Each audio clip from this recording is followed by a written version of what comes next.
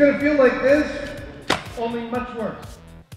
You probably know them on their Discovery Channel show MythBusters. They've been doing that for like 12 years? 12 years. But now they're taking that show on the road. I'm Carly Mallenbaum here with Jamie Hyneman and Adam Savage. Guys, thanks so much for coming to USA Today. Thanks for having us. Yeah. So you're in like a new city every single day on the road for this. You were in Australia, now it's a national US tour? Yes, we do this every fall here in the US, so it's about 5 weeks, about something like 25, 26 cities in less than 30 days. So what we've tried to do is replicate the sense of playful experimentation that we do on the show on the stage, and we involve a lot of audience members, and basically we mess with them. We have a lot of fun. It's pretty lively. Nobody gets hurt, so it's all good.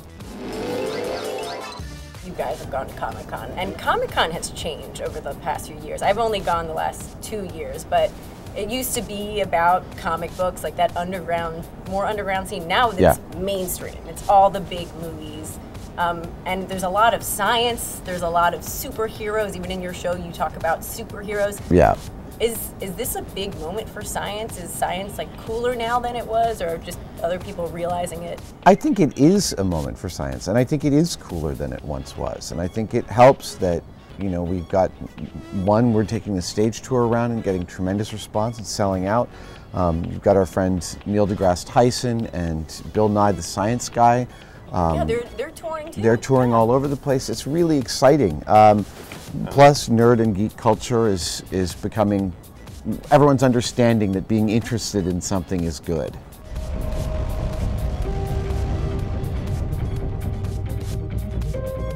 And we have the big movies out right now. Interstellar, very science-driven. Even Big Hero 6, the last big Disney movie, they haven't had a really science-y movie since now. And Marvel's superhero movies are huge. Do you think movies have a lot to do with it? That's a good question. I'll say, you know, MythBusters was lucky enough to come of age at about the same time the whole DIY movement really came into ascendance with maker culture and, you know, Arduino electronics hacking, things like that. And Iron Man, the first Iron Man, which I think of as the real Kickstarter to the Marvel franchise, definitely took as a jumping off point that kind of MythBusters, I've got to build this thing and try it and experiment with it, and it might fail.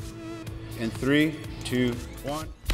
All those early sequences of Iron Man, of Tony Stark testing the Iron Man armor, we feel like that came right out of the same sort of ethic of interest and discovery that our show does.